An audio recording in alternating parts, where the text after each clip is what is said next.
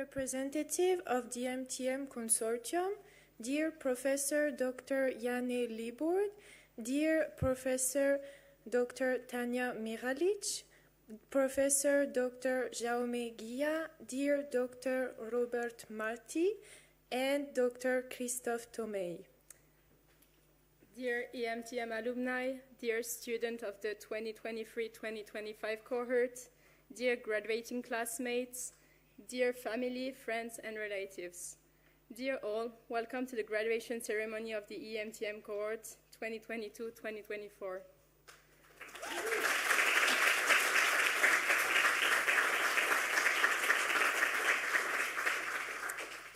First, we would like to take a moment to think of our classmates who couldn't be with us today, Paula and Zifan, and also Summer.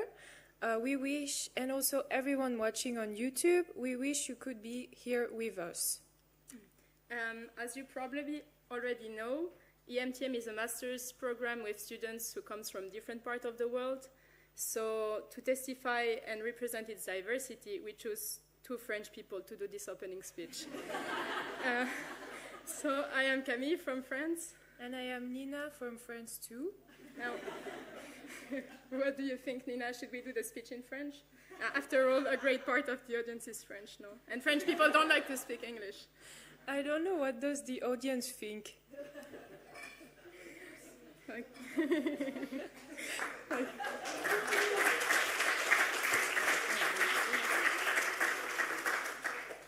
Okay, let's not be like the French cliché. So to start with this opening ceremony, we thought it would be great to give you a small overview of what our amazing journey looked like. 2 years ago, already 2 years ago, we all went to Kolding in Denmark. Camille, what do you remember about Denmark? One of the first things I noticed in Denmark is how much people trust each other. Most of us were really shocked about it. But what I remember the most was Elmira arriving 1 month later and having the cultural shock delayed. Not to mention Massa, who on the first day got locked out of a room.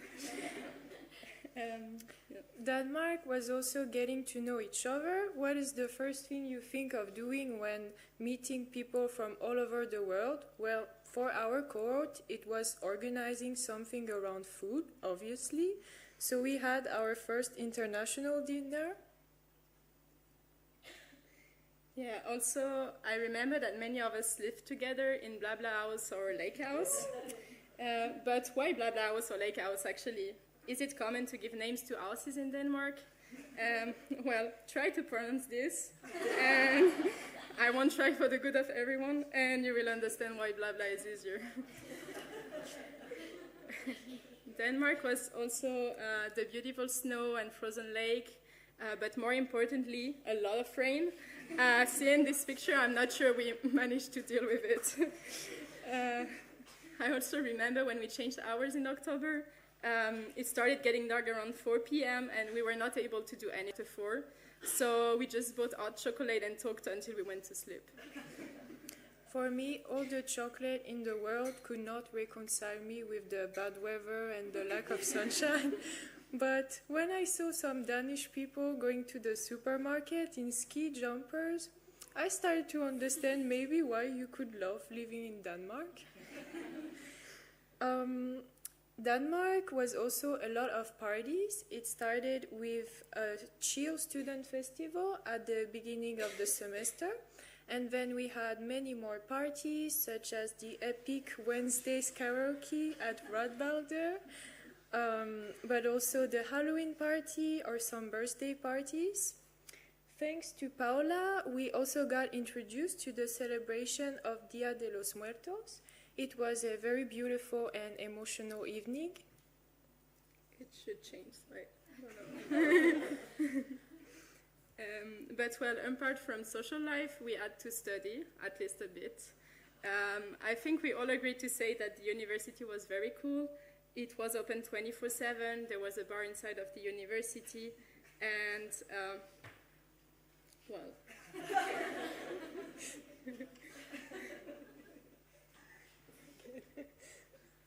and weird clocks on the walls. I don't know about you, but I still don't know how to read this. No, me neither. It was also a lot of nature with, for example, our trip to Wadensee National Park or the Deer Park in. And the number of it, I'm not sure it was working for everyone. In December, Massa, Taira, and Paola organized a workshop on food conservation, and we had the chance to taste traditional recipes from Iran and Singapore. It was beautiful and amazing. Thanks. Regarding university, well, in Denmark, they pushed us to think outside of the box with concepts we didn't understand, such as participatory inquiry. But once we got to think differently, some of us actually liked it, and then we arrived in Ljubljana. Where the professor wanted us to think inside the box again. Obviously did not go without a bit of struggle between some teachers and students. Yeah, we are talking about the activists in the crowd, not to mention them. But Ljubljana was also much more than that. Apart from debates in the classroom, we could enjoy going out again without our wallet crying. I think everyone remembers about boni. As a student, you receive 2 boni per day, which allows you to get a meal between 0 and 5 euros at the cafeteria or in many restaurants in the city. I think we never ate so many apples in our life, except from Paul, who is German. So. In March, we had the chance to go to ITB, a big tourism fair in Berlin. Besides learning about tourism trends in conferences or criticizing some speakers were a bit boring or Eurocentric, I discovered some of my classmates' talents to get free food or free cocktails. Ljubljana was also the time of traveling around, from day trips within Slovenia to discover its beautiful landscapes, such as Lake Bohinj, Lake Bled, or to discover Ptuj Carnival, without mentioning Jasmine and his speaker in the train, to holidays or weekend to Austria, Hungary, Croatia, Bosnia, Italy, or any other nearby country. By nearby, you have to understand that this cohort means about 10-15 hours by bus. Apart from debates and weird exam classes in Ljubljana were also fun. I think we all remember this wine tasting in the countryside, where most of us finished their project in the bus bringing us there, and then got slightly drunk because of all this wine, not to mention the karaoke on the way back and the bus driver who kept telling us to sit down. We also got the chance to see the beautiful Plivice National Park in Croatia. It was fantastic. But, well, in the summer we all went in different directions and met again in September in Girona. We were very happy to see each other again and finally get some sun. In Spain, we lived so many adventures. We visited La Cerdanya in the Catalan Pyrenees. There we had the chance to see amazing landscapes, to stay together in a very cute camping, to talk with different local actors and discover their stories. It was amazing, but, well, between us, we have to tell you that what we remember the most from that trip were the cows on the road and the breakfast. We also went to Montserrat, discovering a monastery. We went to the beach, to the mountain, to the uni also a little. And there was sun, parties, sangria, everything was perfect. But there was also work, a lot of projects in which we invested a lot of time in our respective working groups. So congratulations to the team Barcelona, Atlanta, Chengdu, and the 2 others. Yes, we forgot the name since December. You made it, and without killing any of your group mates, which is pretty great. In Spain, we also did a lot of sports, while first going to the university was a workout in itself. Half of the cohort also started beach volley randomly. In Denmark, it was kickboxing, and in Slovenia, well, it was mostly biking to the uni or running after the bus. But coming back to Spain, a lot of us started learning Catalan or Spanish during that time, thanks to Duolingo. We could now say things such as, the apple is green or the skirt is blue. With this with this amazing knowledge in hand, we started settling more and more into the Spanish lifestyle, eating lunch at 2 or 3 p.m., being at least a bit late everywhere. Well, I think this was already in our lifestyle before. Eating a lot of tapas, balancing university with parties, and drinking a lot of coffee or anything that worked to sustain this chaotic life. At this point, we could have thought we were almost locals, but a few things were here to remind us we're not quite there yet. For me, it was pronouncing the R in the Catalan version of merci. It felt harder every time, but most importantly, there was this time where we went to the Fires de San Narcís. It was absolutely beautiful, but also a quite traumatic experience. In short, we saw fireworks 10 centimeters from our faces, and Camille got her shirt burned. The time was passing quite fast in Spain. December and the end of the semester came, and it was now the moment where we would have to say goodbye.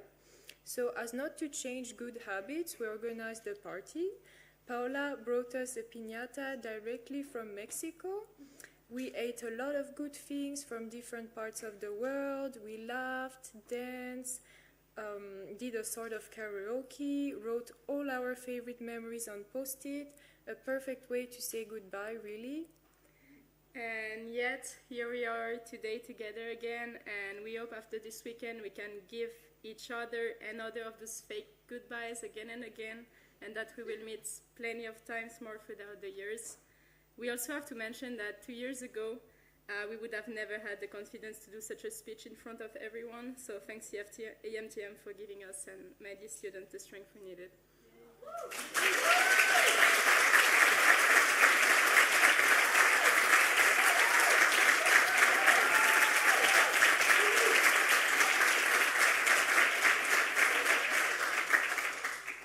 Thank you, Camille and Lina, for welcoming us to the graduation ceremony of the 2022 and 2024 cohort, and introducing us to what your EMTM life was like in the last 2 years. My name is Lina, I'm from Germany, and part of the next generation, from which I would like to extend a warm welcome to everyone attending and watching online. I'll be guiding you through the event today.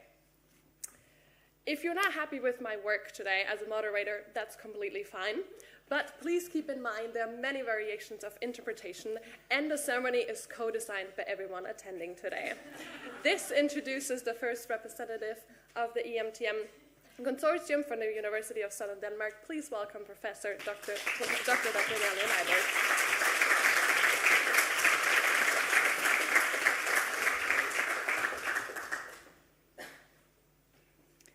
Dear EMTM graduates, dear colleagues and administrative staff, dear Tanya watching from afar in Ljubljana who couldn't be with us today, a very warm congratulations from all of us at the University of Southern Denmark. Congratulations on graduating from one of the world's most prestigious master programs in tourism higher education. As we've just seen, you've studied and you've lived in Denmark, Slovenia, and Catalonia, Spain, and you will shortly receive proof of having not just one, but actually deserved 3 master degrees.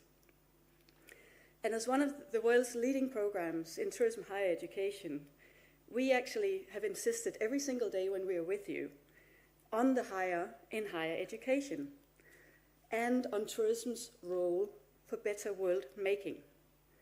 What does that mean? Well, insisting on the higher in higher education means appreciating but also challenging what you already know. It means to open your mind, to stretch your mind, and to embrace new perspectives, new ways of living, new ways of traveling, and new ways of being in the world. The academic stretching of the mind is also a careful attuning to the nuances and interactions of new tourism practices and existing tourism practices. And the aiming high in higher education is without a doubt an unsettling journey too, through unfamiliar places and spaces. And I've introduced you, as we just heard, to unfamiliar academic spaces. So in sustainable tourism design, not development, I've cautioned you every time you said that you could determine whether tourism's impact in the world was either good or bad. I challenged you to work with uncertainty. And this is very different from traditional tourism master programs, where it is about, particularly in tourism management, to control and manage a process based on predictions and planning and control of specific outcomes. I asked you instead to consider sustainability as an open-ended space of possibilities, variations of interpretation, and wicked problems to which a number of resolutions apply. And learning how to work with complexity and navigate uncertainty in different environments, as we saw in one of the pictures, also brought you to the tiny little Wadensee island of Rømø, actually almost 1 year ago on September 22nd. And you became part of an experiment where you met up with a group who had organized Try What Walks, crossing borders, blending perspectives. This is the title of our forthcoming book, by the way. With colleagues from the Netherlands and Germany and Denmark, where the Wadensee stretches along a 500-kilometer coastline.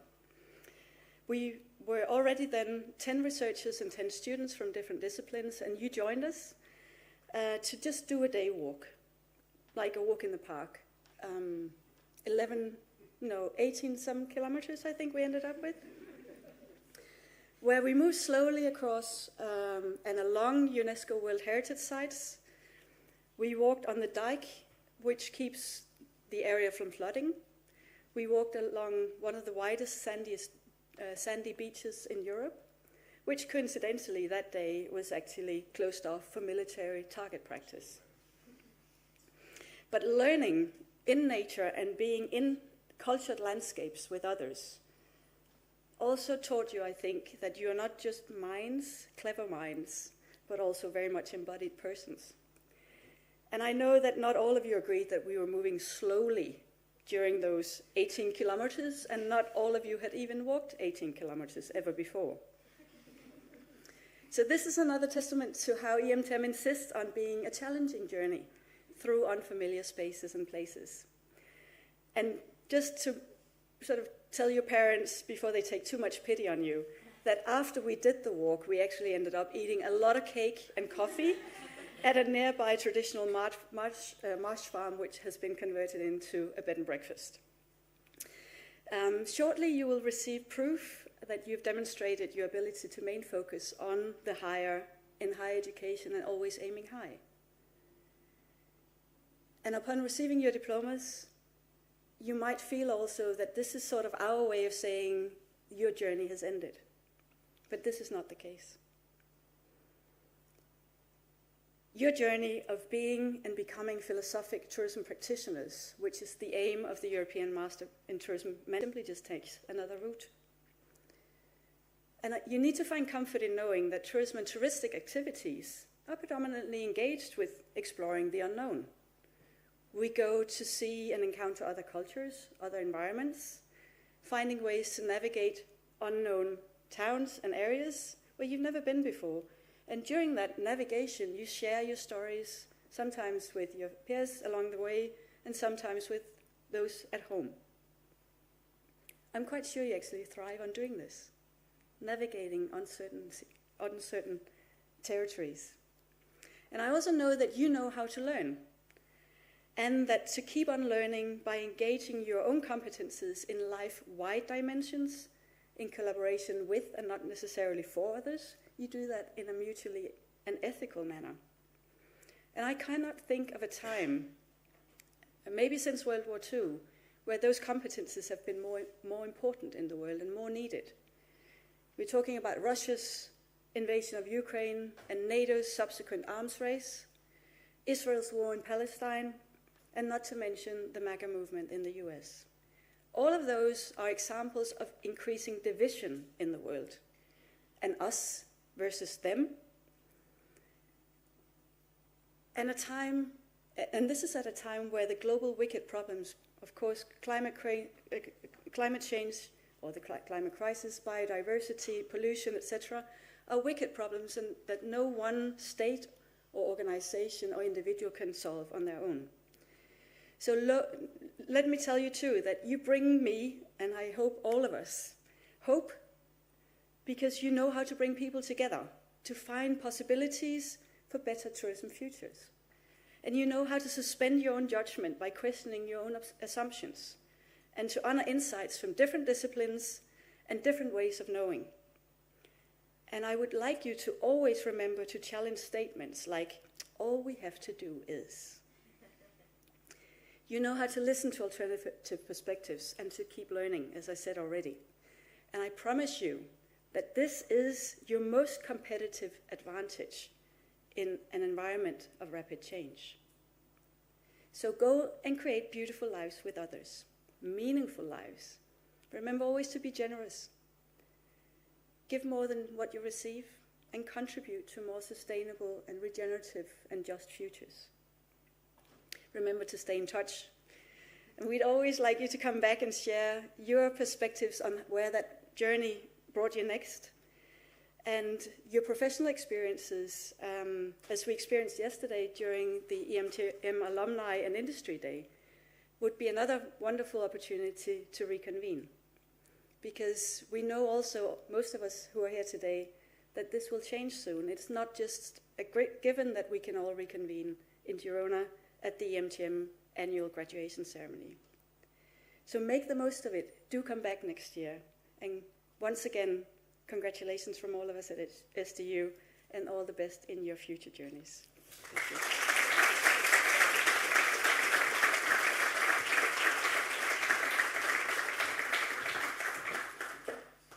Thank you, Janne. At this point, I was supposed to welcome Professor Dr. Tanja Mihalic on the stage. Unfortunately, she cannot be here with us today. Instead, please welcome Martina Sagir as the representative of the EMTM Consortium from the University of Ljubljana. Thank you for filling in.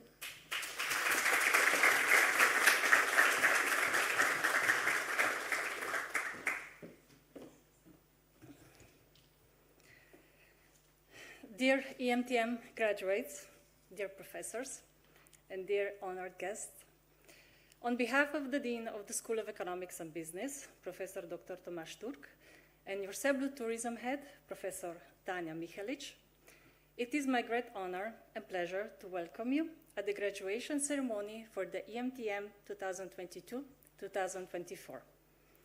As Administrative Director, it is a privilege to stand here and celebrate this important milestone with you.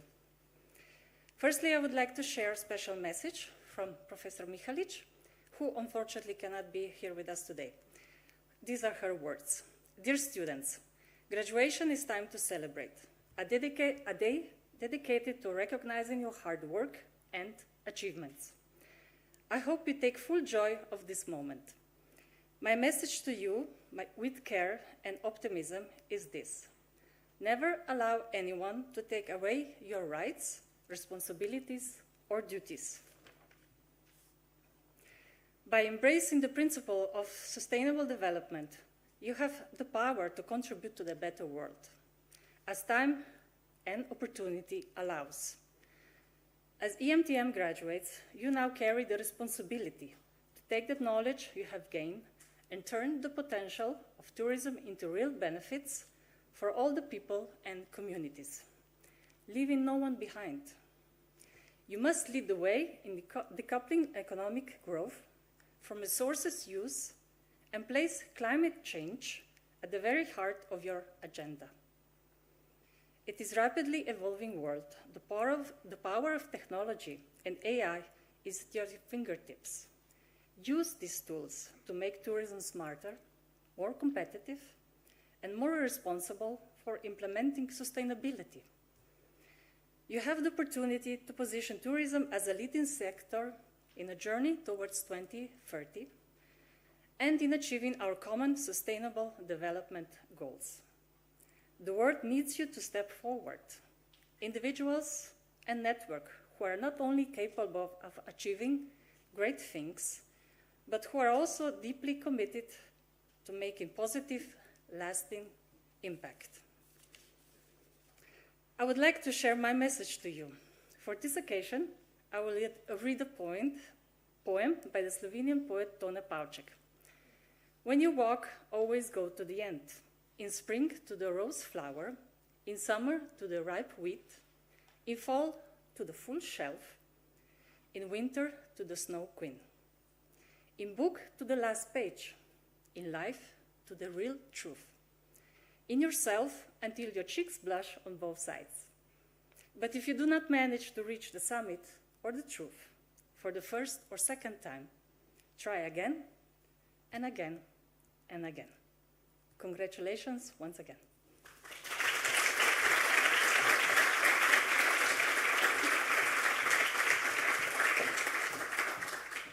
Thank you, Martina.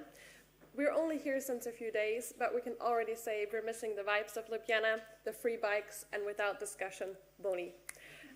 Representing the EMTM consortium from the University of Girona, please welcome Professor Dr. Jaume Gia.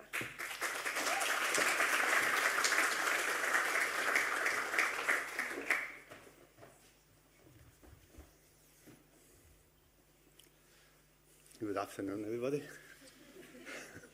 To you graduates of the EMTM cohort 22-24, to your friends and relatives, to the students that have just arrived these days in Girona, we have met a couple of times, to institutional representatives, colleagues, staff of our program, institutional representative from our associated partners from all over the world, to everyone that has joined this event, either here in Girona or through the live streaming platform. It's my pleasure to welcome you all, and I would like just to share a few words and thoughts this special day for you who are graduating. So today is a day of celebration. We all agree on that. But so you have ended 2 years of intensive learning together this year. These 2 years, if you reflect back on them, and you have done it because we've just seen it, it's been a time made of a diversity of parts. You can build all these 2 years with stages, your enrollment in the program at the very beginning, the preparation for traveling to Kolding, participating and working in the academic activities of all these different courses, socializing with your new mates, getting immersed in these different cultures and environments, then moving on to the second semester, and so on, and so on, and so on, and so on, up until today's graduation ceremony, which is the last of all these parts of this learning experience. But I will go critical now. I would like to emphasize that these parts are not really parts. Because when you do something that you feel with embodiment, instead of something that you think with the intellect, you can add as many parts as you want to give your experience the delusion of order. But there is not really any order there. There is only movement. Past that merge with present, futures with past, presents with futures, past with presents, and so on. Our lived experiences are qualitatively continuous, and we are on nothing but flow that produces more flow in a kind of eternal pulsation. And from here, we can draw 2 lessons. That's what I'm going to do.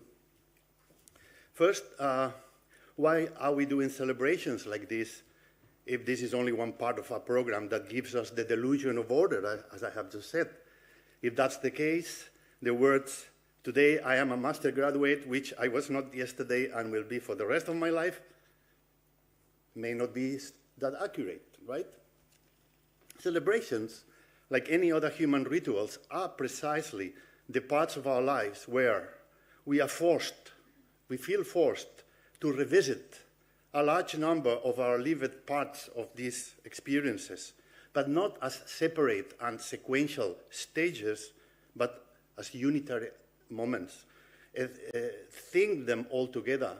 Celebrations forces you, like we've seen, you mix all these individual moments into one whole.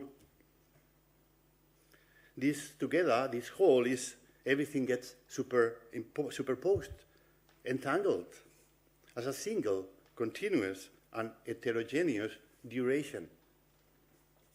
But this is not anymore intellectual thinking. We are not talking about, so celebrations are not about intellectual thinking. It's about sensing. It's about feeling. The lesson learned is that celebrations are more necessary than ever if we want to learn to sense and to feel instead of only intellectually think. Learning to think in capital letters, becoming a thinker in capital letters, is much more needed than ever in this world that is becoming more and more volatile, uncertain, complex, and ambiguous, as my predecessors have said. We must stop then equating thinking with intellectual thinking, and even more, we maybe should stop reducing intellectual thinking to that, let's say, modernist, Newtonian, Cartesian conception of a universal knowledge that is the only valid, that is the only true knowledge, a knowledge which in turn deprecates and dismisses all the other vast plurality of indigenous and alternative kinds of knowledges that the pluriversality of our world necessarily will make and makes emerge every moment. If we want to start making a difference in the world, if we want to do that, let's start by making every moment, every occasion a celebration. Let's celebrate each of our moments, not understood as those moments that tick the clock of our time, but as a wholes that bring together past and present and futures, and that projects themselves into these futures, futures that have futures. Maybe in such a kind of world, graduation ceremonies will not be needed anymore, but as far as this is not the case, long life to graduation ceremonies, and let's enjoy them like this. Remember, do not disentangle individual events, whether you judge them as good or bad, from real wholes, because wholes cannot be judged, and wholes is all there is. Learn to make each of your present moments thick with every past and every future. Affirm who you are and who you are becoming even more, and celebrate your pluriversality. After 17 years of this very unique and experimental EMTM project, this kind of affirmation is what I have learned and sensed the most. Today, over 400 EMTMers in the world know, or at least have been immersed in how to think in capital letters. They know what it is to be and to become plural in this volatile and uncertain world, have learned to live with a sense of togetherness, being with, making with, a togetherness without a distance, and irrespective of distance, whether space or time distance. I am most humbly privileged to have learned everything that I'm saying today with you and because of you. Now the second lesson. Today is I'm reading because now you know that if I don't read, then I can diverge. It's not that I like reading, but yeah. So today is the end of something and the beginning of something else for you, graduates. But again, I will go critical. If there are no real parts, and parts are delusions for us to feel that there is an order out there that there is not, as I said before, how can graduation be the end of anything or the beginning of something else? The same arguments that I have just used in my previous comments can be used here. I'm sure you can feel their resonance with these new questions, but I'm not going to repeat them. This is an assignment for you. But I want to add something here. There are no beginnings and there are no ends. Let's stop getting exhausted searching universal beginnings and teleological ends. Stop fighting the plurality of visions that there are regarding those beginnings and those ends, the oppositional worlds that they create, the unproductive identity politics that these oppositions foster. There are no beginnings, there are no ends, I have just said, but there are middles, only middles. Many middles, as many middles as you want and you can imagine, and always more. We are always start and always end in the middle of something else. And middles are always different from each other. Another profound statement here. Reaching the end of EMTM learning experience, coming back to life, cannot mean that this is the end of anything for you. Because this anything cannot be disentangled from all the time that you also had before EMTM. Neither it means that the beginning of something else, because this something else is and will be plural and durative. It's not only about where you will start working tomorrow with your new master's certificate, but about all the futures that have futures and that have opened for you with your new becoming. Remember this. And what is more, do not get disappointed if you do not see very well paved and very well signposted roads ahead of you tomorrow morning. Beware of those who promise you the best paved and the best signposted roads on earth. Instead, celebrate that you have learned that there are no roads, but maps in which you have to build your own roads. Not only that, I said that already yesterday, yeah? But what I didn't say yesterday is that maps are not ordinary maps. They are moving maps, maps that mutate. Celebrate that you have learned how to sense these movements of maps, and you can now sense moving maps and build roads on them as they are moving. What is the value of a fixed road in a moving map? Another profound question. I want to finish now. Invite you to celebrate this graduation day and the rest of your lives with joy. Let me look at you with the eyes. And if last year I ended my speech with a brief stanza from a poem of the early 20th century French poet Victor Séguin with the name of Advice to a Good Traveler, which is so short that I will repeat it now. It read like this: beware of choosing a refuge. Do not believe in the virtue of a virtue that lasts. Break it with some strong spice that burns and bites, and give a taste even to blandness. But this year, I would like to finish with my congratulations for your graduation and with another very short excerpt from Donna Haraway's book, Staying with Trouble. Staying with the trouble, actually. It matters what matters we use to think other matters with. It matters what stories we tell to tell other stories with. It matters what nots, what thoughts think thoughts, what descriptions describe descriptions, what ties tie ties. It matters what stories make worlds, what worlds make stories. Thank you.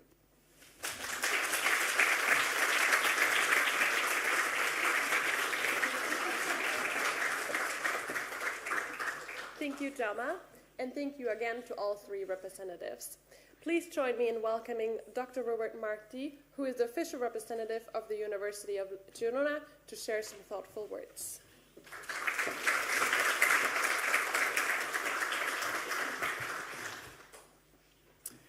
Thank you. I would say merci with an R. Yeah, strong R. Colleagues, professors from the partner universities, from the University of Girona, graduating students, families, and all the students and friends that you are here joining us here and also online. On behalf of the rector of the university, I am pleased and honored to preside this graduation ceremony of the EMTM. I would like to express my sincerest congratulations on having achieved the goals that you set up when you started the program. I would say a beginning, although maybe I will not fully agree. But there is always, you know, a beginning in the middle of something. And I would say that you decided at some point, I'm going to join this EMTM master. And this was kind of your beginning in this family. So when you started, you wanted to pursue a master degree, and it's already been said that in the most prestigious program in tourism, and we can not forget about this. I hope that, and I've seen that in the pictures, that you had very good relationship with the partner university, with Girona, with the university, with our university, and we hope now that you make it your university, the University of Girona, and also the universities of our partners, Southern Denmark and Ljubljana. I expect that this knowledge and experiences that were provided will be important for your professional future. I know that this journey, and I have also I've seen that with your experiences, that hasn't been easy. No? What would you say? But it's clear that also something that it's not easy makes you gain a lot of experience along the way. So you faced countless new challenges. You discovered creative ways to overcome them. You had new experiences. You immersed yourself in diverse of cultures. We've seen that as well. And you gained, which is very important, especially in your field, a global perspective. And today, and you stand here really ready to graduate, is a testament of this success. However, and I say there's a throwback as well, I'm confident that alongside your triumph, you also encounter failure, okay? And perhaps this is even more important, okay? So failure is the foundation of growth and improvement. And in fact, making mistakes is one of the most valuable things that you can make. There's Albert Einstein, I think, it was a famous quote that said, anyone who has never made a mistake has never tried anything new. So I would like to tell you to embrace your mistakes. Through your mistakes, you have learned to be resilient, resourceful, and relentless in your pursuit for your excellence. I'm going to talk about EMTM because there are many years of experience in the EMTM. Many years. Now, we started in 2007, long time ago. How many, when you were born? Well, you were born by the EMTM, more or less, yes. Okay. So many years of experience have instilled in this master program.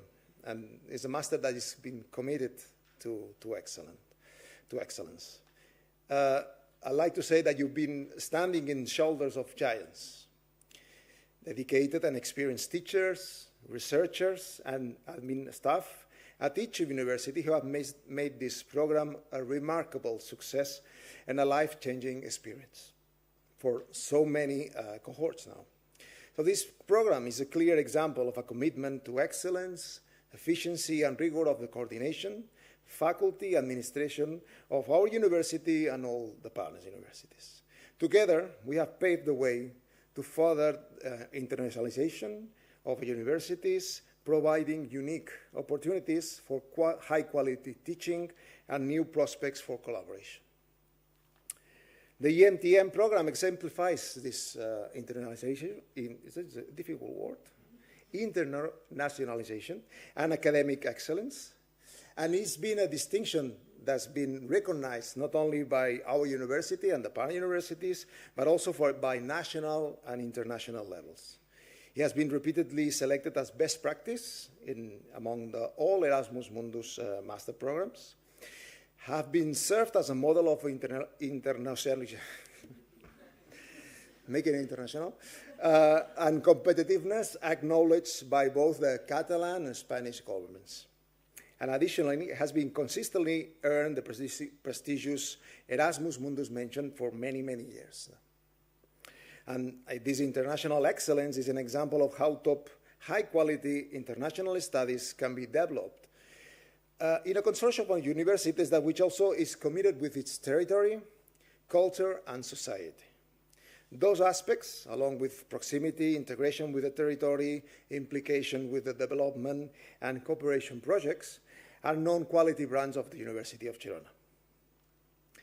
Sadly, we get to know that the EMTM program gradually will become to an end.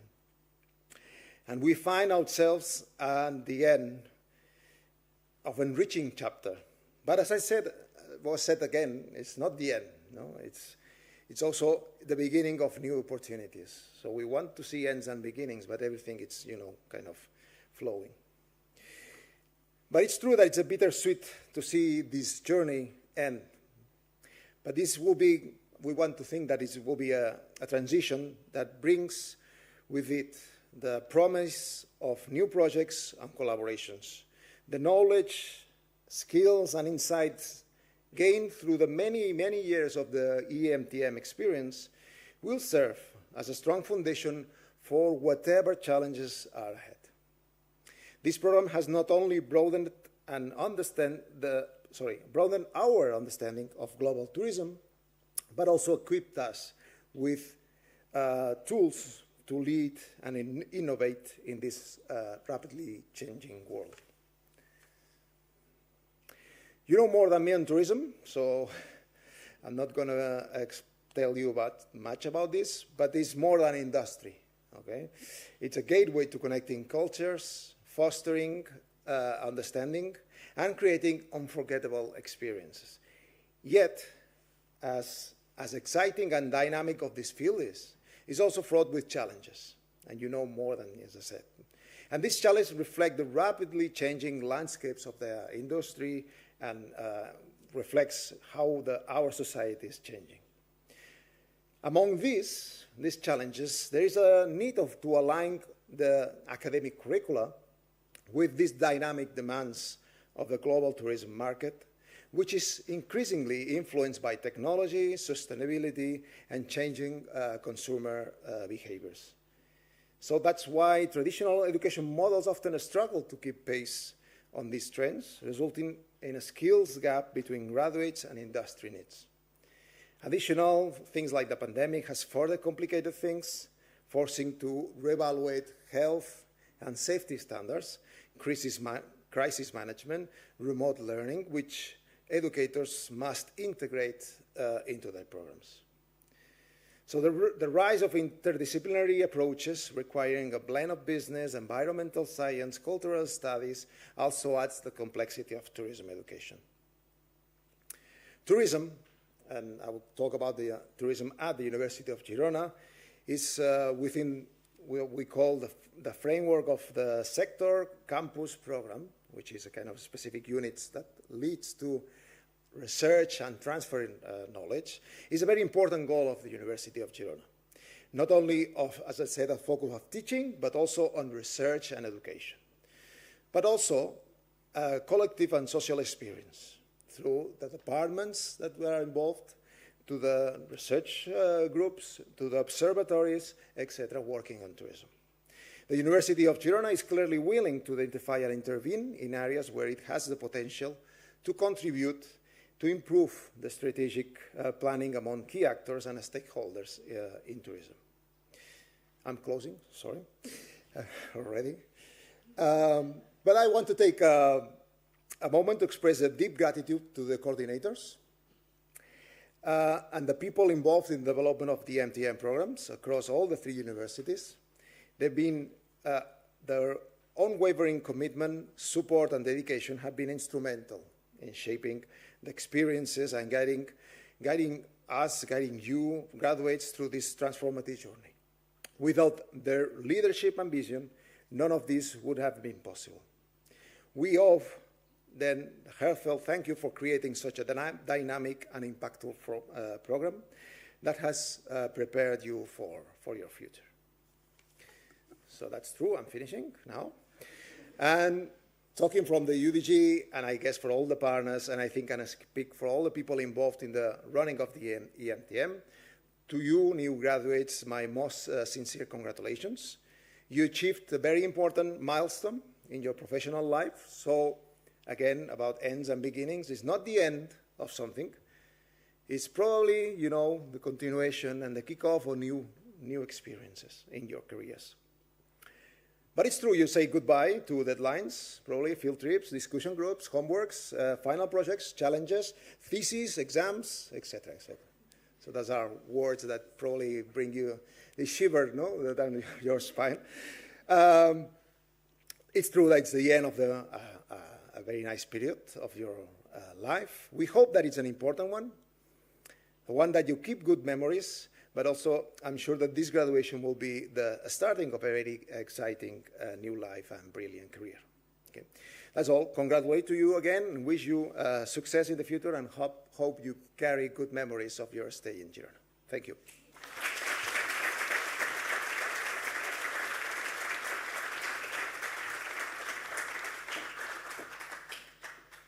We greatly appreciate your kind words, Dr. Marti. Thank you.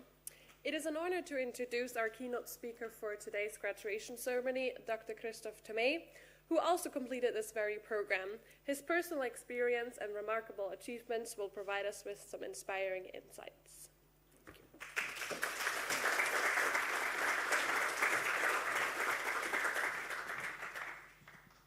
Is it on? Yes. Yay, another speech. Dear distinguished guests, dear colleagues, dear EMTM students, and most importantly, the graduating class of 2024. For you, the graduates, it's a very special day in your lives. You are the reason why we all assembled here today. Some people are even joining us on the live stream.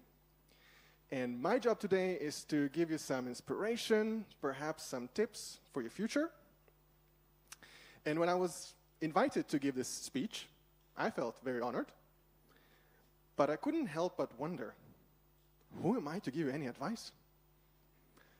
What on earth can I share from my limited life experience that can be so grand and inspiring to be fitting for the occasion of your graduation? Now, as it was mentioned just before, I'm myself an EMTMer. Exactly 10 years ago, I received my diploma, just like you will very shortly. And in the past 4.5 years, I was also teaching EMTM as assistant professor, then associate professor at the University of Southern Denmark. But I did not think I had achieved anything extraordinary. I haven't founded a new company. I haven't been appointed an ambassador to a foreign country, just a few things that previous year's keynote speaker has done in his life. And then it occurred to me that that's exactly what I want to talk about today. I want to talk about what success is and how we can judge our own success. Because if it bothers me today, it will sooner or later bother you too. And perhaps I can contribute with a somewhat unusual perspective of both being an EMTMer and an EMTM teacher.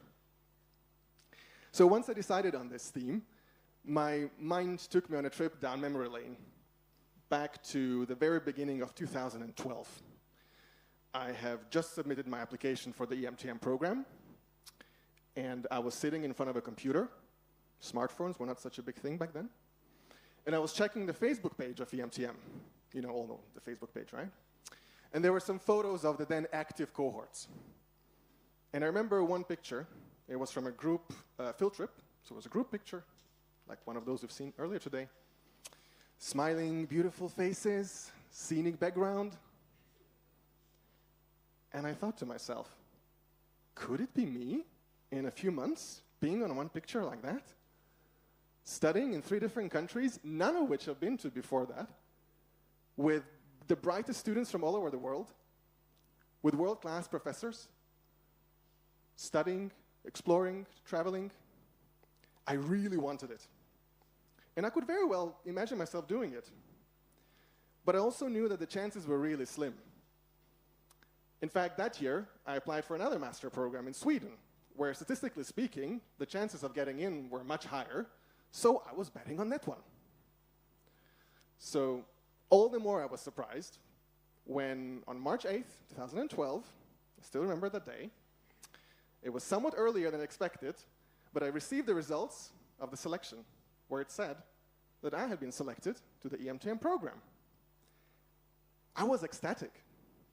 But I kid you not, I was looking for signs of a joke or a scam, because it was too good to be true. but it was true, and it felt like a great achievement. Now, fast forward 10 years since then, and the whole EMTM experience feels like an integral part of my life, like almost something inevitable.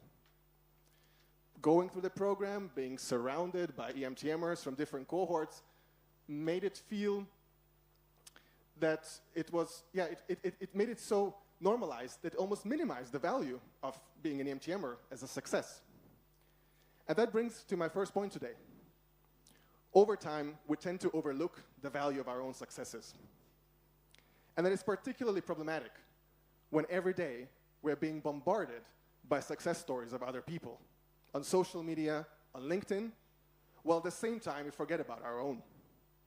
And very quickly, we can feel like losers. So it is, I think, it's very important or very useful to sometimes to look back and compare how we feel about some of our achievements now as compared to when we're still dreaming about them. Now, I know that for not all of you, being accepted to EMTM felt the same. But I'm sure that each of you can think of a success story or an achievement that you took for granted over time. Which brings me to my second point. We do not all start from the same position. And this is something which became more obvious to me as I started teaching. At the beginning of my teaching career, I was mostly teaching bachelor students in Austria. And I was very impressed by some of the first-year students. They knew so much. And I really thought, back in that age, back in that life stage, I did not know those things, which made me question my own trajectory. Now, for context, that university was a private one, and many students were from rather wealthy families. It took me a while to realize that many of those students actually finished some of the best high schools, if not in Europe, then in the world. They had access to some of the best education you can get. So, of course, it helped them to get to know what they had in the end when they came to our university. I'm not trying to say that those students didn't work hard to get where they got. All I'm saying is that not all of us have access to the same education. Not all of us have the same experiences. Some of us grow up in global metropolises, some others in distant rural areas. Not all of us have supporting families. Not all of us have the time and space to study and learn. Some of us struggle with health. We all have different physical and mental capacities. And even effort is not objective, because even effort assumes that we have space and time to put effort into something. The society tends to judge us as if we're all equal, but we are not equal. And so whenever we want to compare ourselves to others and their success stories, it's always good to remember where we came from. This doesn't mean that we should not appreciate the platform that life gives, the opportunities, and most importantly, the people that enable us to achieve these successes. I always remind myself of my parents, who provided me with time and space and advice while I was studying or for life choices while I was a child and a teenager, and probably also later as well. I appreciate my teachers and professors who taught me so many things that became part of my knowledge, my expertise, but also my ideas today. And I appreciate my classmates, my colleagues for all the collaboration, all the advice. Of course, in itself, this platform would not be sufficient. It still took effort and hard work, and sometimes choices, which were often at the cost of alternatives which were more stable and more comfortable.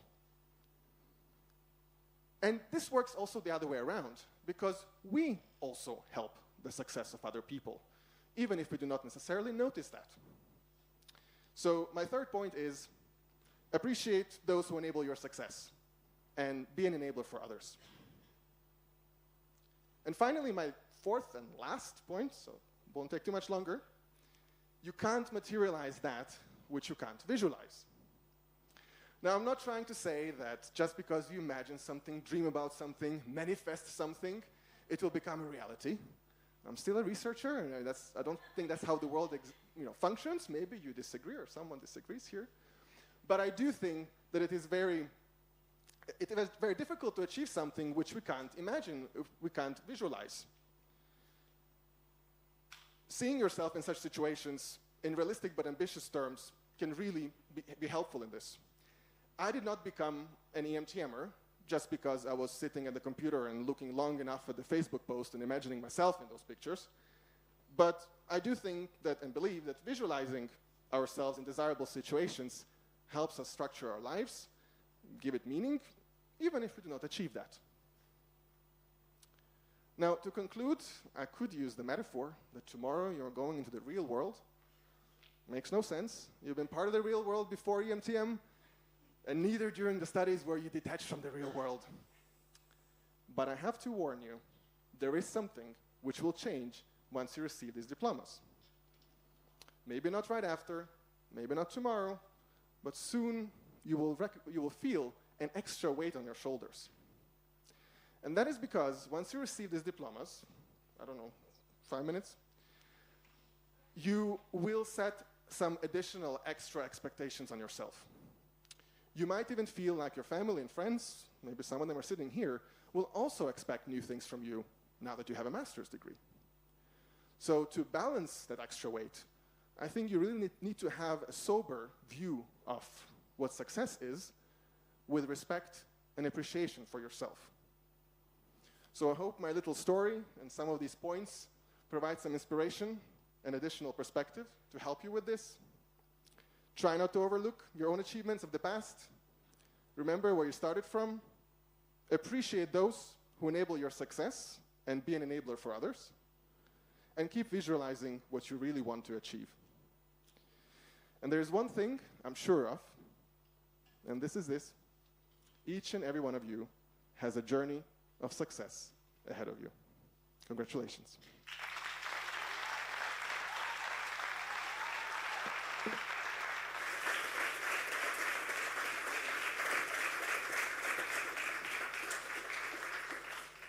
Thank you, Kristof, for your guiding words. Now, Elmira Hussenli and Raj Vivura, our student representatives for this year, will offer their perspective on what makes EMTM students stand out.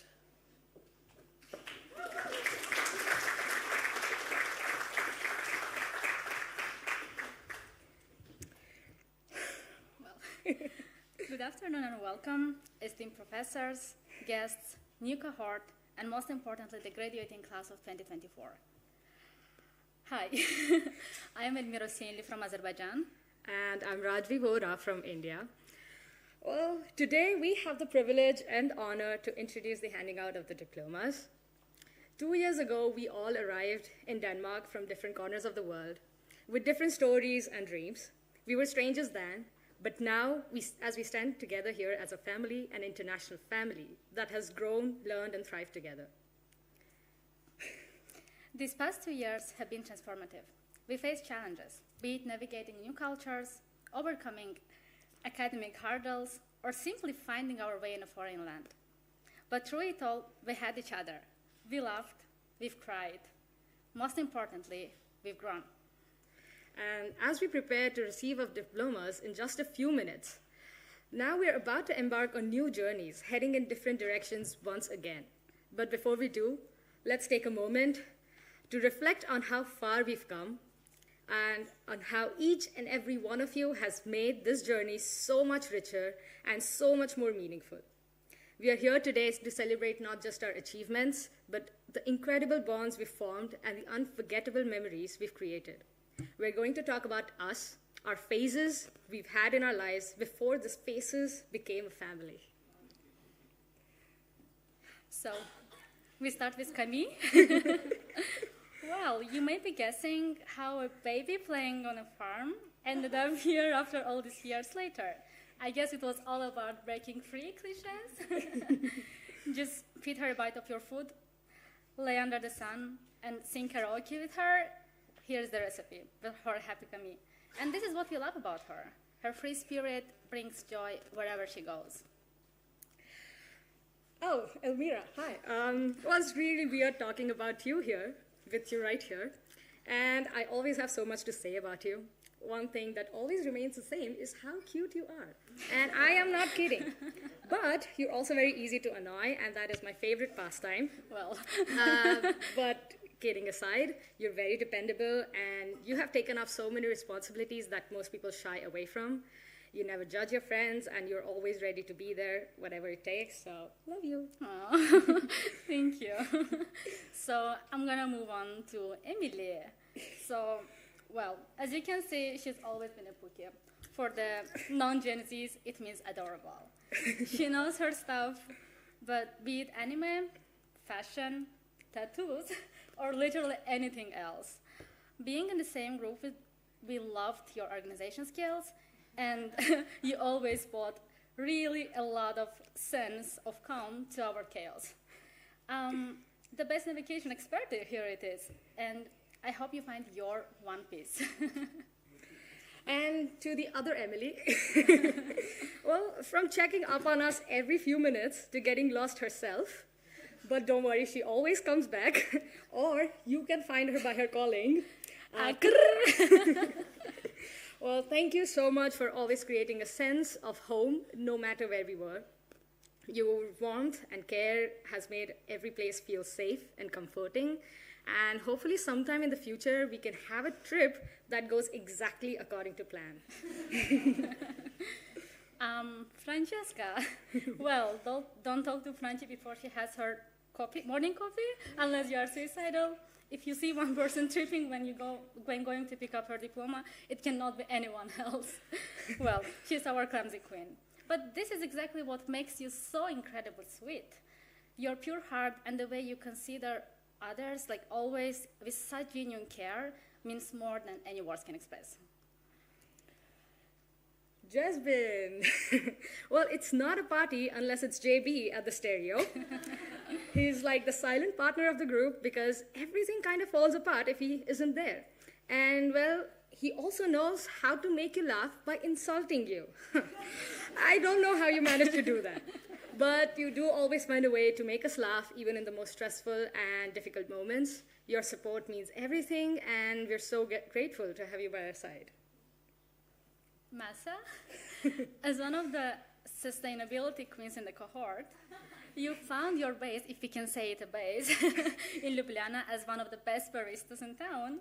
And, well, she'll find you the best deals, be it IKEA or the dumpster. We love the aura of the freedom that you bring with you. It has taught us so much and inspired us so much. So always stay as strong as you are. Next we have Nina. Well, you can see not much has changed since this picture, the first picture here. I mean, it's a bit of a paradox. At first glance, like, how can someone be so crazy energetic and calm at the same time? But that's just who she is. Like, she may not look it, but she can be wonderfully lively, and that's one of the best things about her. Oh, yeah. Next, we move to Paula. We miss you, and but I still want to say a few words about you here. And no matter how wild the situation, she always finds a way out. And we may never fully know where she's from, but her boundless confidence and adventures have shown us that everything is possible, and you belong everywhere and anywhere. And one thing doesn't define who we are. And we really wish you were here today. We miss you. So we move on to Paul. Honestly, the first time I met him, I didn't know if he smiles. But don't be fooled, he's surprisingly really funny, at least thanks to his random collection of facts. Plus, he's our go-to live map, but most importantly, the most scammer tour guide in the world. City gates are the gates of the city, seriously? Well, not gonna lie, he's full of surprises. We love your low-key jokes and irrelevant facts. It makes our day. Rajvi. Well, since I'm the one talking about you, it's quite hard, but I have so much to tell. I don't know if you gave off mom vibes or kid vibes, being wise at times, but crazy the rest of the time. Well, and how the person can have so much the same background as me. Like, our conversations go right, same, right, oh, no, same, right, sorry. And her jokes, like, don't even dare to mess with her. Thank you for constant support and care. You always had a solution for any challenge we had. I really value you. Thank you. Thank you. Shu Wei. Oh, well, she's also not here today. And well, she's our own Summer. That's actually her English name. And she's the best trip planner because you can never predict where she'll end up and where she'll be. You'll just be on Instagram and oh, there she is. And if you need couch surfing tips, she's definitely the person to ask. She's so full of potential and she's spontaneous and so much fun. She's everything you'd want to have an adventure with and have a safe trip back home. Well, Tahira, she was truly too good to go. Her expansive vocabulary and unshakable confidence always left us in awe. I still smile when I remember how our described me in 3 adjectives game just turned into an English lesson. Well, her advice and reflective conversations were always a guiding light. You showed us your remarkable spirit and the depths of your personality. We love you. Oh, yeah. Rita. Well, she still has the same mischievous look in her eyes. And she's the poster child for don't judge a book by the cover. While she may appear sweet and innocent at first, she has a very playful side that you need to discover. And she brings a fun to every party, and in those parties, you know how Slovenian she really is. Zifan, well, we would love to see you here today with us. Her patriotism and Coca-Cola chicken recipe, that's what we all need. She is as sweet as a sunflower. Maybe that's why she ended up working with them. We miss you here. Well, so as we stand here today, ready to step into the future, let's take a moment to look around. All these faces that we have seen every day for the past year and a half, and all the phases that we've been through together, they have become more than just familiar. They've become a family. You guys make us a family. So, well, by the way, we have a little gift for you. Probably you already know what it is. Well, that didn't go as planned. Well, after receiving your diplomas, you also have a little gift. So thank you and congratulations to the class of 2024.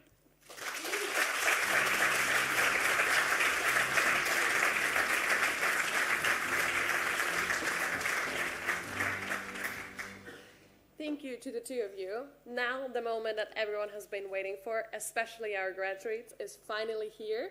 You will be receiving your diplomas from the EMTM program coordinators.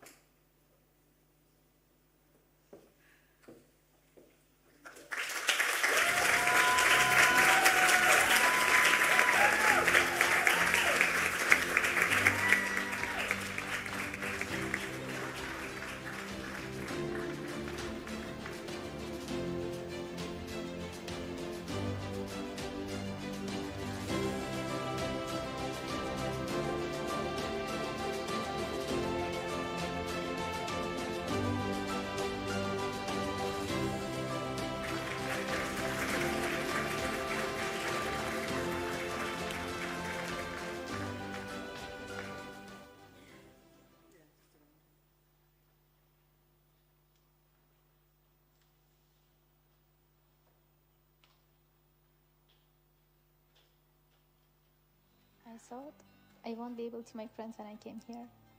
And I was right. I made a family.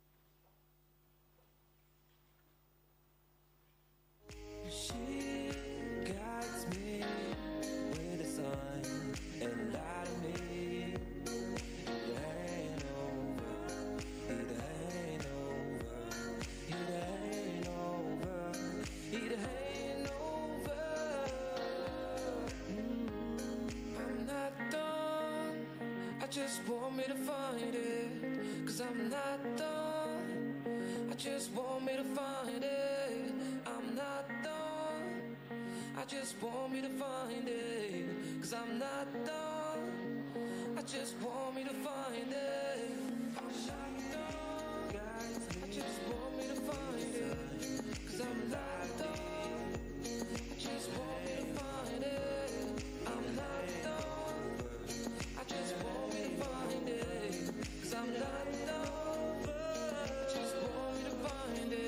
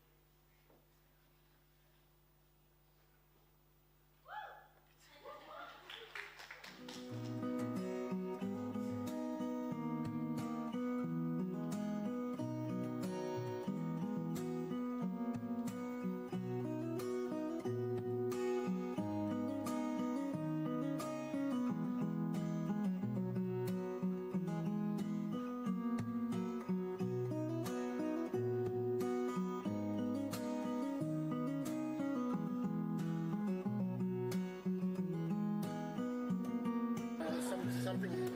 Oh yeah, 50 seconds, great. Yeah, 50 seconds, great.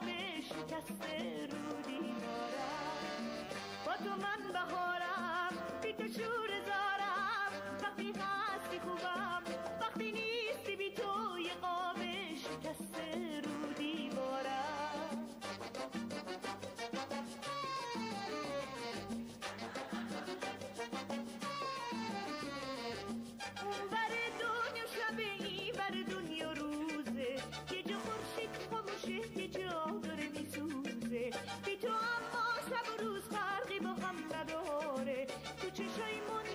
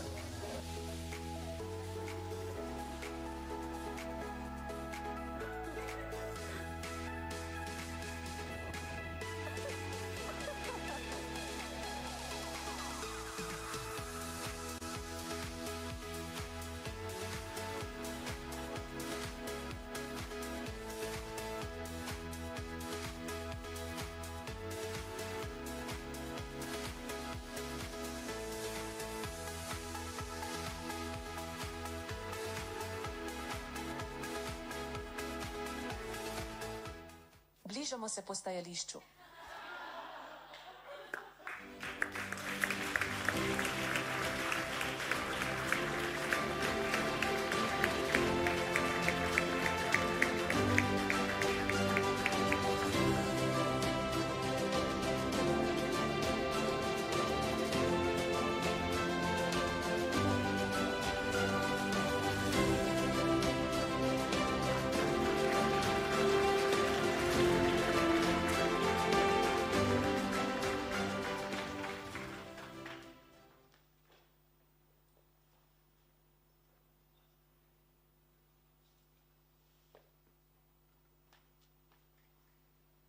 Hola Paula, ¿cómo estás?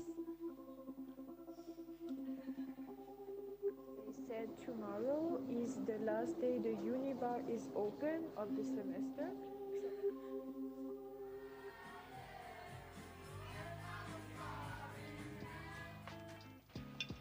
This is one of my most favorite moments, like when people are serving themselves.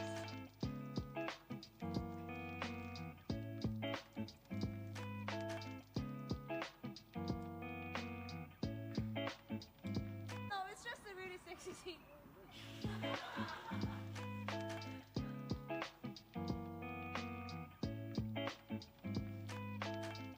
Also, give me the update on your living situation right now.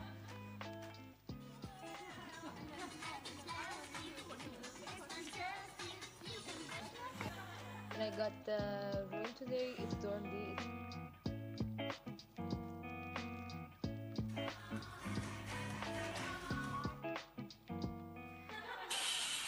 Invito una copa y me acerco a tu boca, si te robo un besito.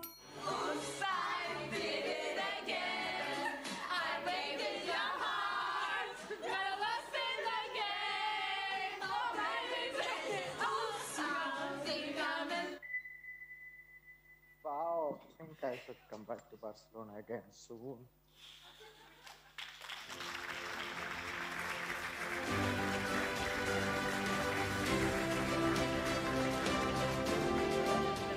That's here with us today. So here's your diploma. Congratulations.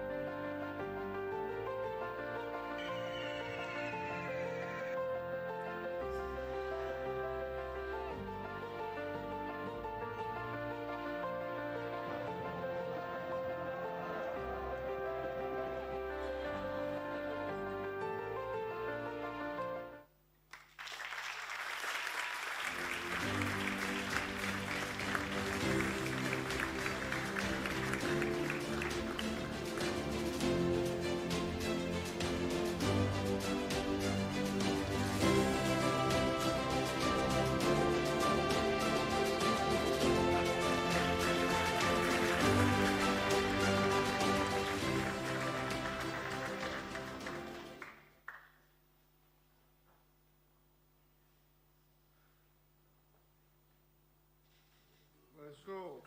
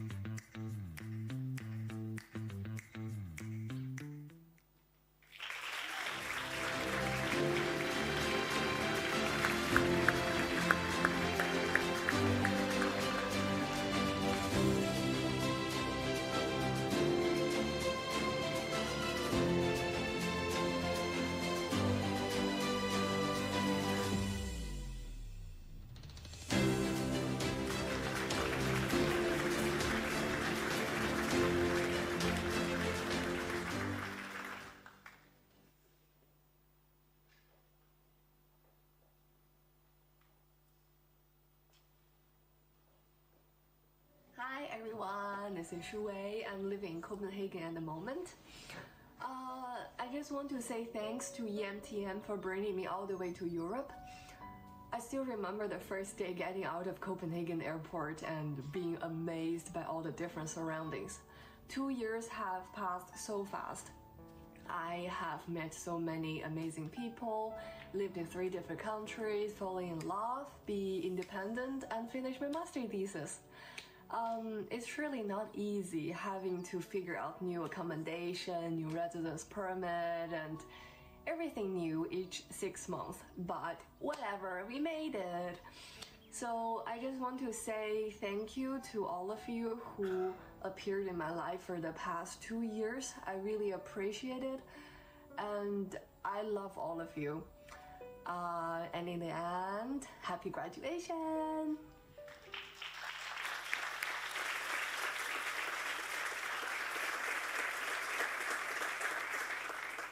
Shu Wei Tan also couldn't be here with us today, so congratulations to receiving your diploma, and you've been missed by your cohort.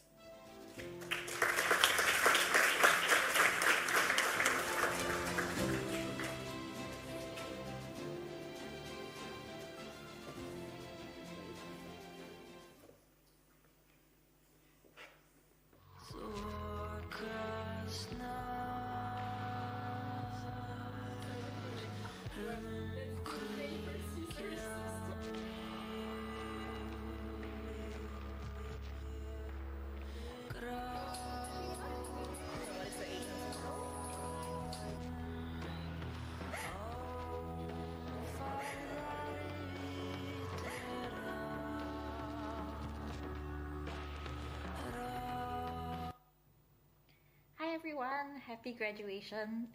I can't believe it's been 2 years since we started, and this video is just a small compilation of all the things we've experienced. Thank you for letting me be part of this journey with you and allowing me spaces to be myself when I could. I hope in some ways or another we carry little bits of each other within ourselves to each other in the journeys we go ahead. And I'll always be rooting for you. So good luck in your journeys ahead. And lots of love and notes to Trihira.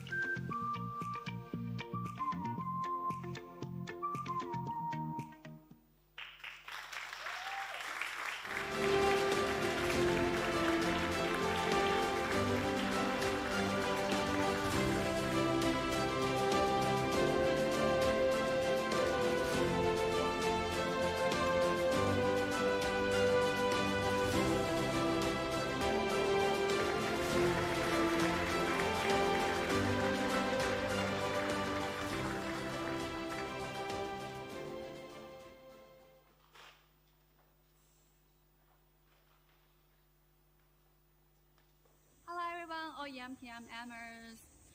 We're finally graduating. Who would believe that? The EMTM has been an incredible journey for me.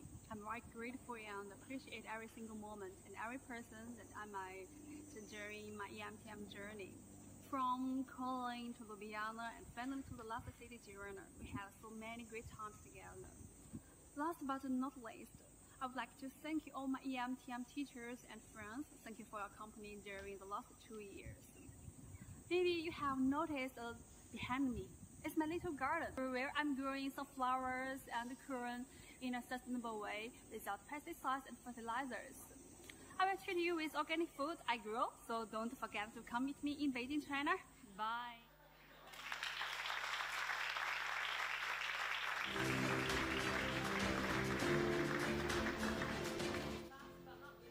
Fan Chow also couldn't be with us here today.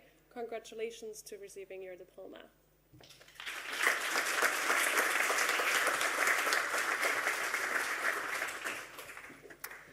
Congratulations to all of you. Well done. We're a little bit jealous. Now you get to sit back and enjoy the rest of your graduation ceremony while the new generation steps up. It's time for the EMTM tradition to pass the key of knowledge from this year's generation to the new cohort. Please welcome Jasmine Balu from the 2022 till 2024 cohort and Joaquin Acevedo from 2023 till 2025 cohort.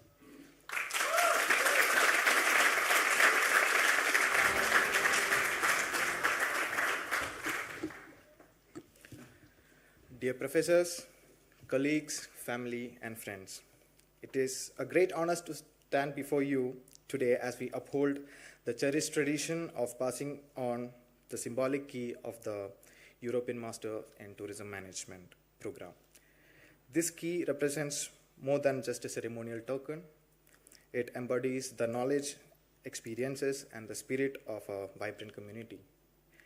Over the past 2 years, our journey has taken across 3 countries, exposing to diverse cultures, innovative perspectives, and comprehensive insights into sustainable tourism. The EMTM program is not just about academic growth. It is about building a global network of future leaders who are prepared to tackle the dynamic challenges of the tourism. We have been trained to make sustainable and strategic decisions, valuing cultural diversity and fostering innovation. To our esteemed professors, thank you for your unwavering support and guidance. Your expertise and dedication have been instrumental in shaping our journey. To our families and friends, your encouragement and love have provided the foundation for our success. To my colleagues, it has been a privilege to learn and grow alongside you. Together, we have created memories that will last a lifetime. As I pass the key to you, the next cohort, I encourage you to embrace the opportunity with the same enthusiasm and dedication. This key symbolizes the continuity of a collective journey and the shared commitments to advancing sustainable management. Carry it forward with pride, knowing that you are part of the legacy that spans continents and generations. Congratulations to all of you, and may your journey be as enriching and transformative as ours has been. Thank you.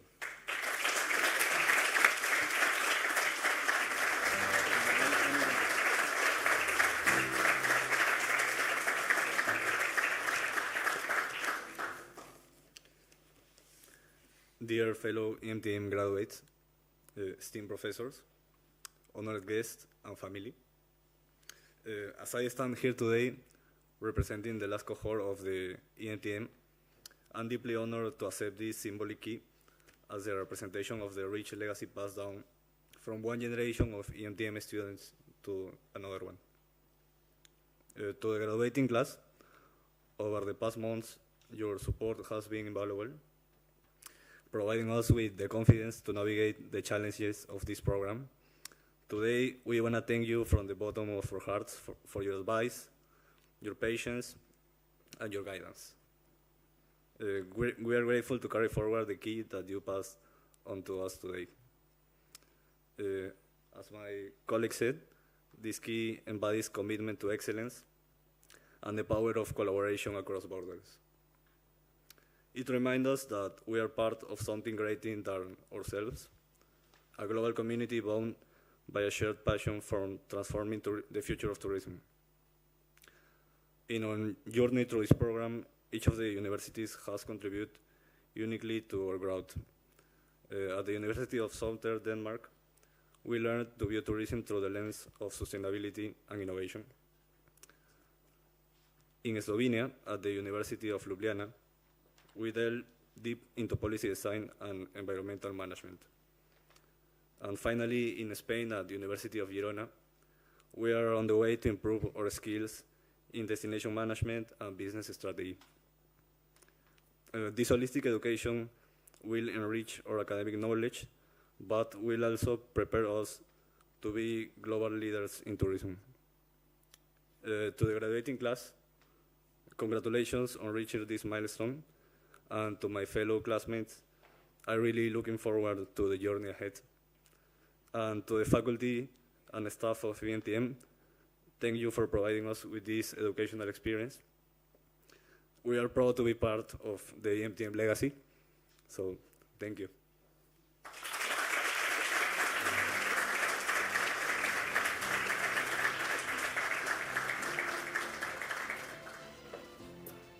Thank you, Jasmine and Joaquin. We're honored to receive the key, and Joaquin, please take good care of it and don't lose the key. Before I'll introduce our last speaker of the ceremony, I wanted to say thank you for listening to me. It was an honor to moderate the ceremony today. And as Jama yesterday said, EMTM students are like seasonal birds. So we, as the EMTM cohort of 2023-25, wish you all the best in starting your new season. Tahira will share a reflection titled, Home is where you are able to be all of yourself. Over the past 2 years, as she lived in Denmark, Slovenia, and Girona, she discovered what it truly feels to create a sense of home. Please welcome, or join me in welcoming Tahira Ayubu, sharing her personal experience. Thank you.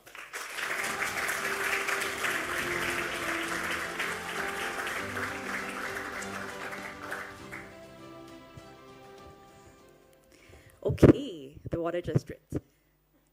Dear fellow EMTMers, family and friends watching on YouTube, and everyone seated here, thank you so much for your patience throughout this very long graduation and joining us in celebrating the current 2022-2024 cohort.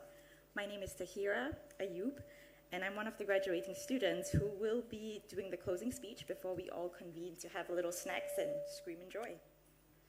Before I begin, I must thank all our professors, honestly, because they have put up with a lot of patience, my endless stream of questions, as my fellow cohort members would know.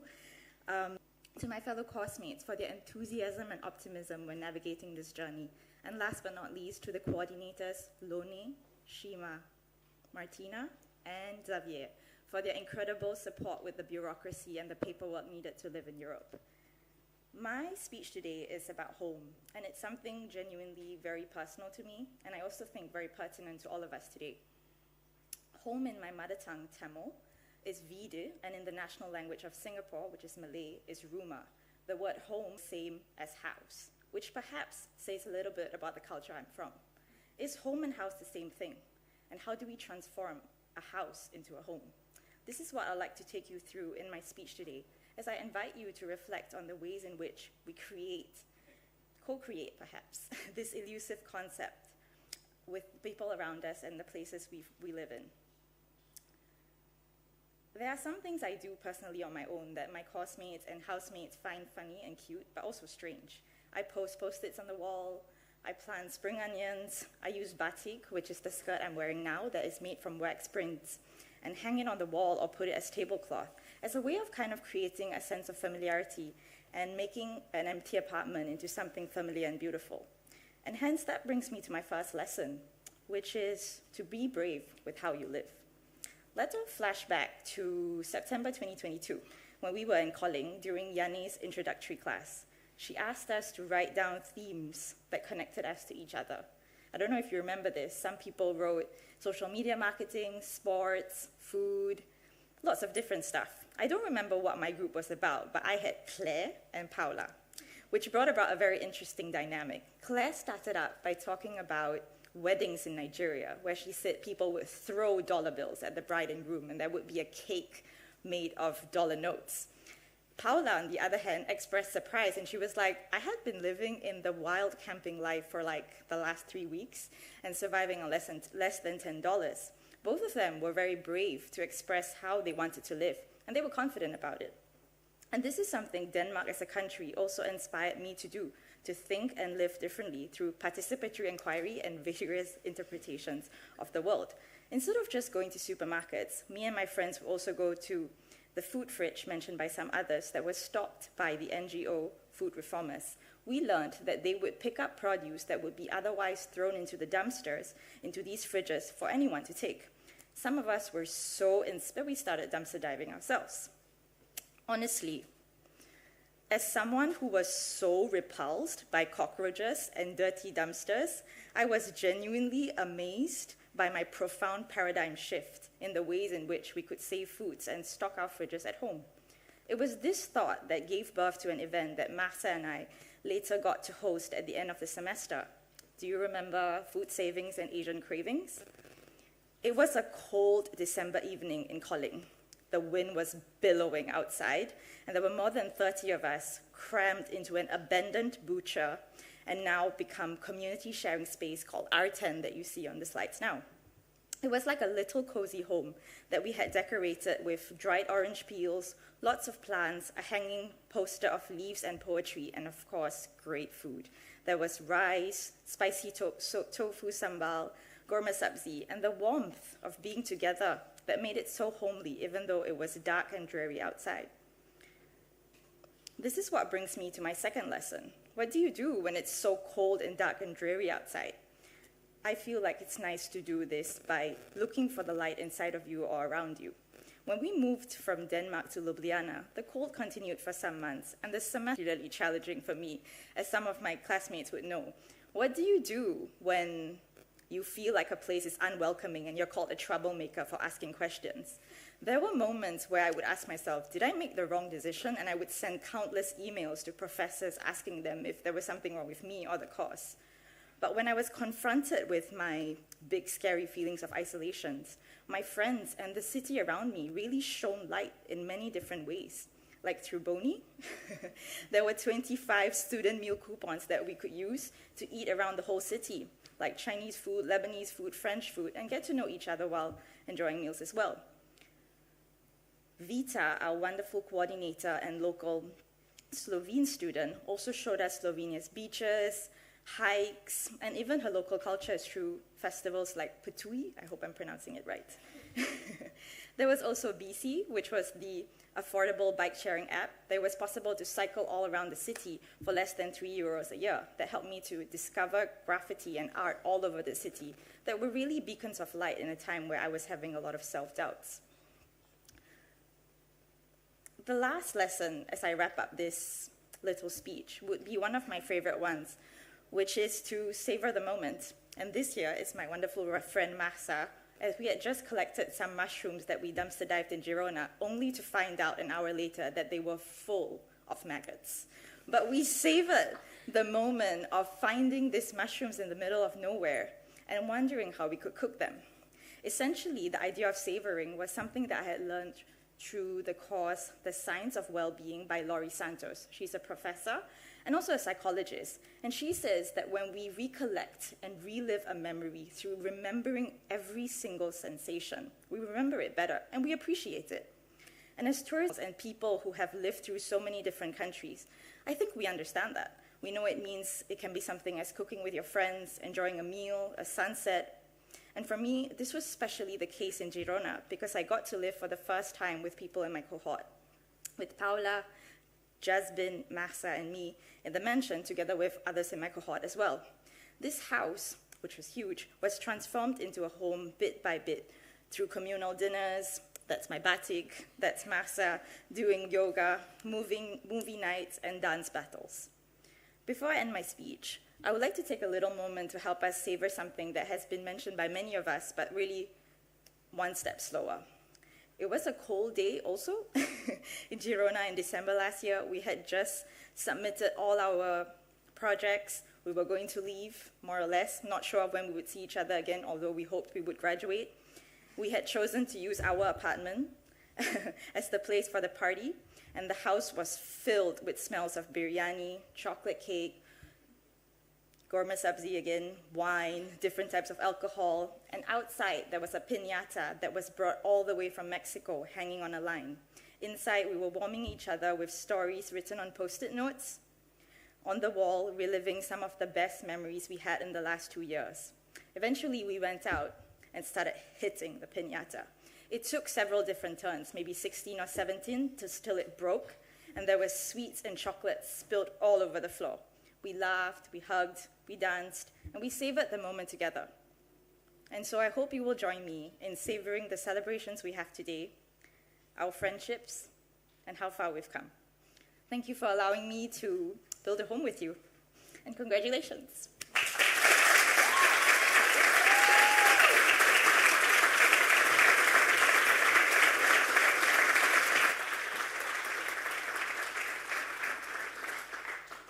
While their students are still staying here, the parents, the families, and friends have the opportunity to already celebrate our graduates with some refreshments outside. Thank you.